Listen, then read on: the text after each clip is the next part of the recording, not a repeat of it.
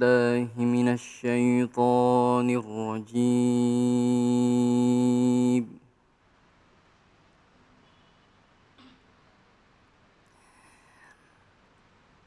بسم الله الرحمن الرحيم.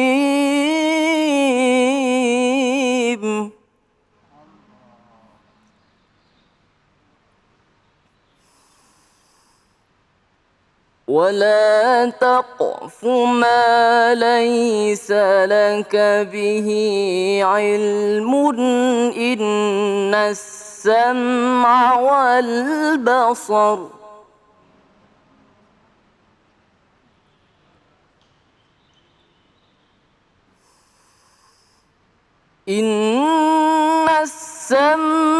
والبصر والفؤاد كل أولئك كان عنه مسؤولا.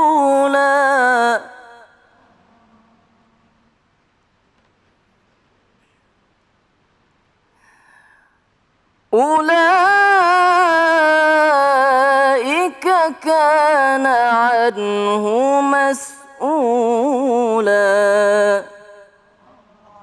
أولئك كان عنه مسؤولا. صدق الله العلي العظيم.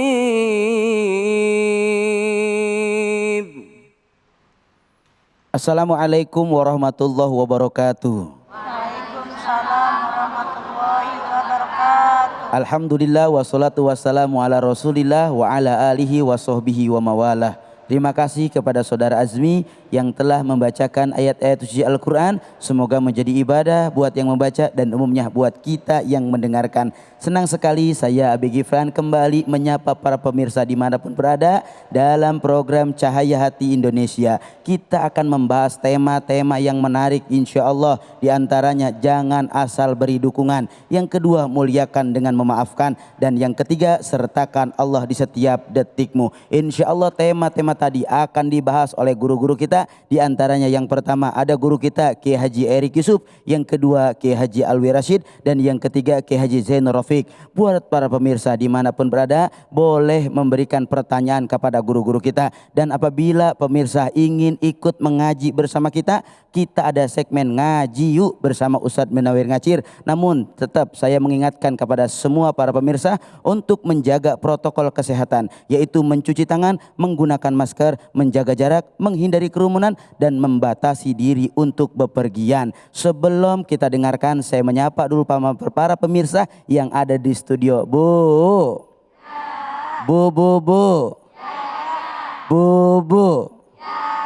sehat Bu? Assalamualaikum semuanya. Ini ibu-ibu dari mana? Nih, kayak pohon buah naga apa ibu-ibu ya? Ya Allah, alhamdulillah bisa hadir di tengah-tengah kami semua ya Bu ya. Semoganya ibu semua mendapatkan ilmu yang manfaat. Amin. Sebelum kita dengarkan tausiah dari guru kita saksikan dulu fiti yang berikut ini.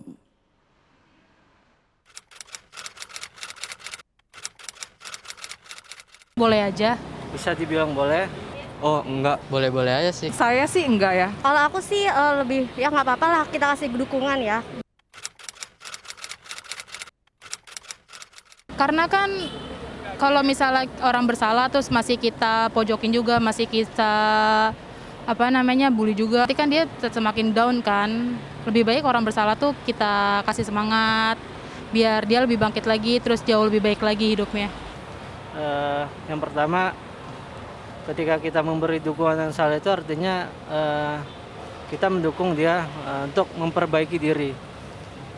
Tapi tetap kesalahan itu harus dihukum gitu, sesuai dengan peraturan yang berlaku.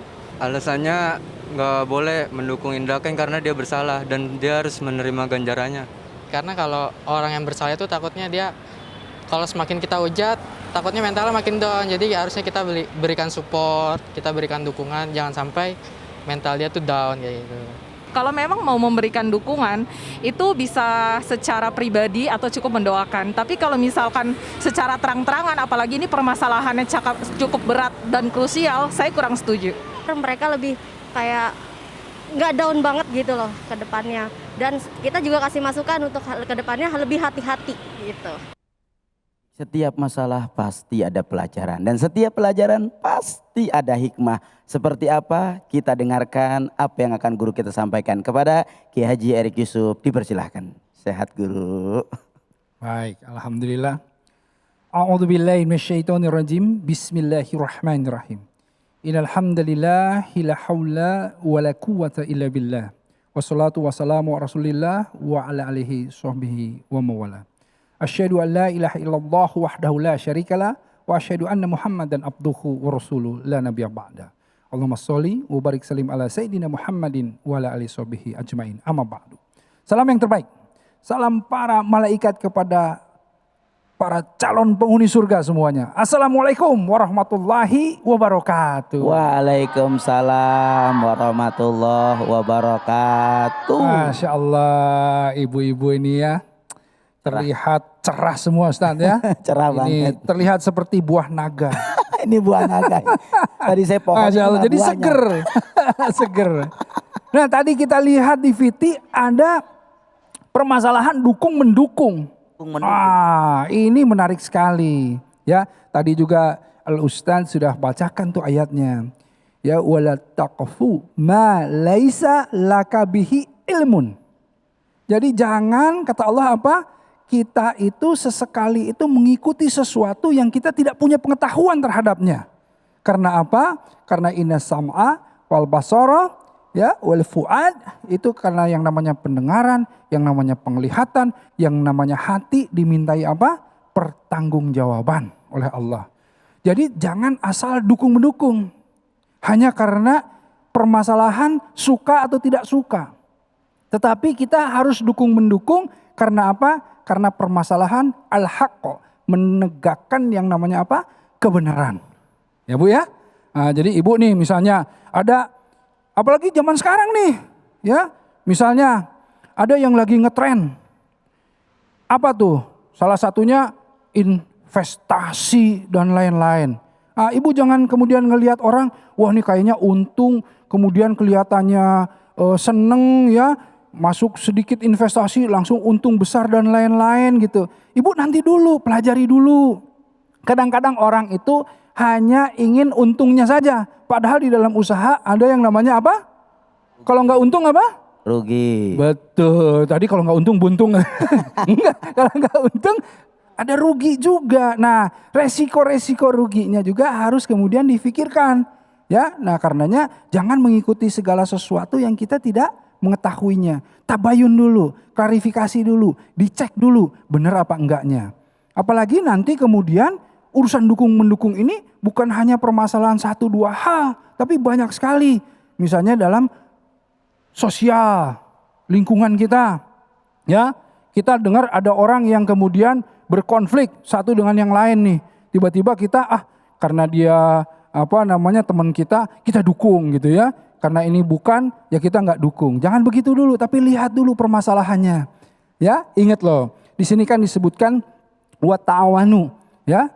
Kita harus benar-benar dukung-mendukung dalam apa?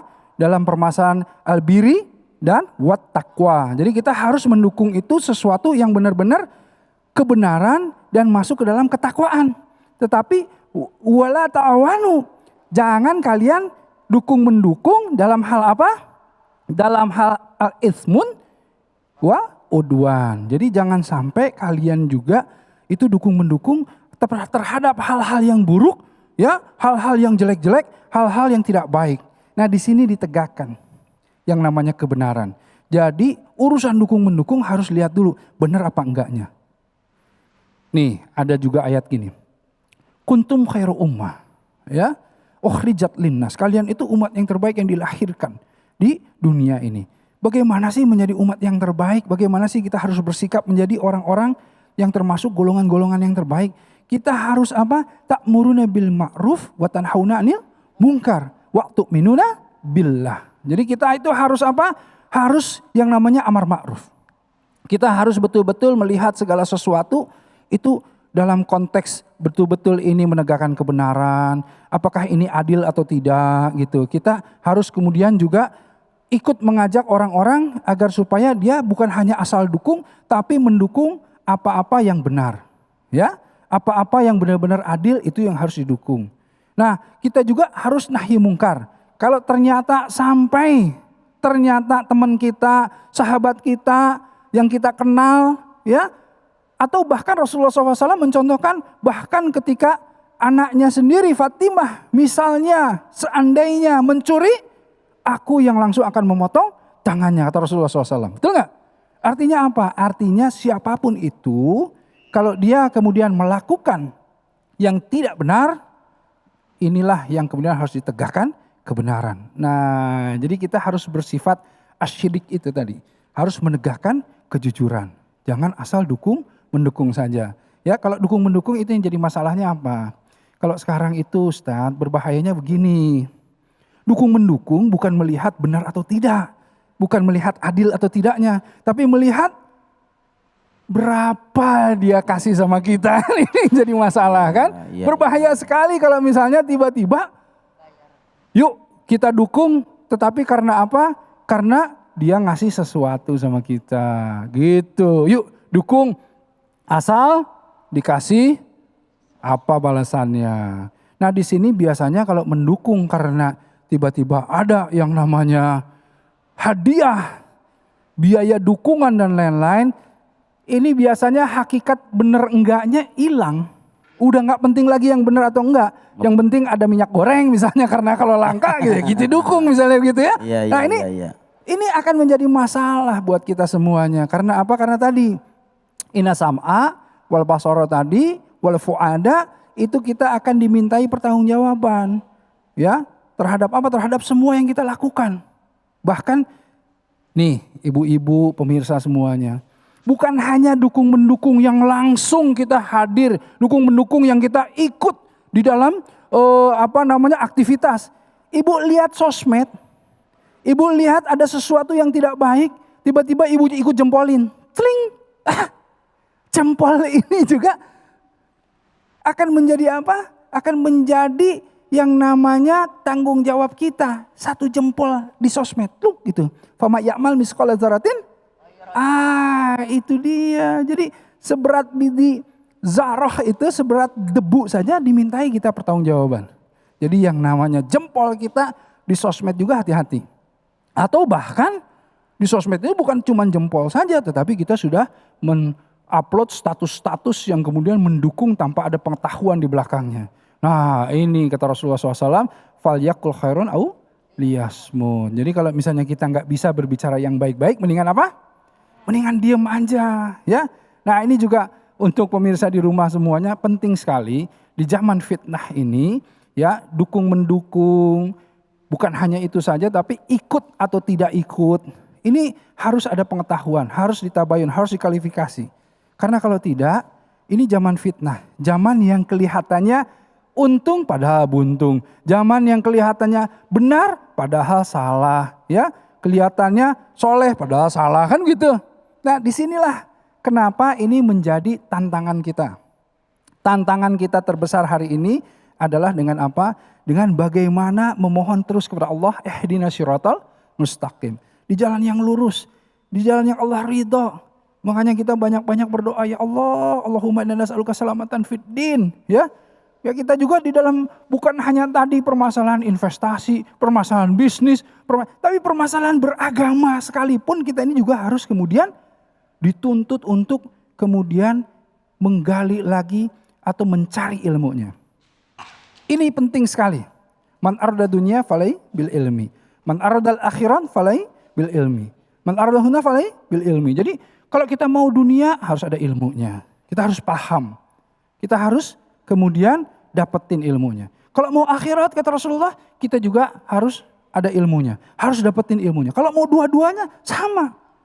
Jadi tidak ada yang diperbolehkan di dalam spirit kita beragama Islam ini yang melakukan sesuatu tanpa kita mengetahui bahwa ini benar atau tidak.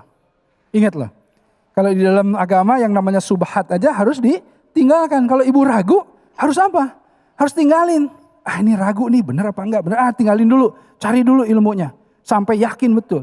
Gimana cari ilmunya? Tanya. Tanya sama orang yang betul-betul mengetahui. Ahlinya. Kalau urusan dikasih kepada yang bukan ahlinya, tunggu kerusakannya. Kan begitu. Nah makanya harus kemudian kita bertanya kepada ahlinya. Ahli loh Bu. Jadi jangan semua ditanyain ke ustadz. Bisa jadi ustadznya tidak ahli kalau bukan di dalam urusan agama. Betul nggak? Oh banyak nih. Kalau misalnya ibu-ibu dan lain-lain. Urusan-urusan semuanya ditanyain ke ustadz. Bahkan urusan WC mengempet nanti ditanyain ke ustadz juga. Kan kacau. Ya, jangan. Tapi ada ilmunya. Kalau sakit tanya ke dokter. Kalau mau urusan bangun rumah tanya ke arsiteknya gitu ya. Jangan semuanya tanya ke ustadz. Ya, nanti bisa berbahaya. Nah ini. Insya Allah kalau misalnya kita seperti ini, kita akan selamat dunia wal akhirat. Masya Allah luar biasa guru. Menarik sekali dari mendukung ini. Emang kadang kebanyakan masyarakat kita guru gampang kagum, mudah keliru dan kadang-kadang ikutan apa yang baru. Betul. Apa aja diikutin, mau Iya. untung rugi belakangan, yang penting ikut. Padahal boleh jadi ini kebablasan sampai ada yang ngutang, itu ngejual tanah, jual mobil, semuanya yang akhirnya bukan malah untung, jadi buntung. Nah, kalau sudah seperti itu, bagaimana kita menyikapinya guru? Udah duit habis, banda habis, utang banyak. Lalu apa pelajaran yang harus kita ambil sehingga kita harus bisa menata hidup kembali? Ini dia, makanya kita ini kan ada yang namanya syariat, ya. Nah, jadi kalau misalnya kita lihat kira-kira diajakin usahanya bener nggak nih? Halalan thayyiban nggak nih? Gitu loh. Kita lihat nih syariatnya bener nggak nih? Kalau ternyata ada yang namanya unsur maisir, unsur goror, nah ini kita kemudian menjauh saja. Nah, tapi ketika tiba-tiba kita nggak ada pengetahuan, udah keburu nyemplung nih. Udah keburu nyemplung, Gak ada pengetahuan, nyemplung lagi. Ikut yang namanya, pokoknya ini kayaknya untung semua nih. Iya untung aja semua. Ternyata buntung gitu. Gimana caranya? Nah disinilah ujiannya. Kita harus apa? Kita harus kemudian bermuhasabah, melihat kesalahan kita.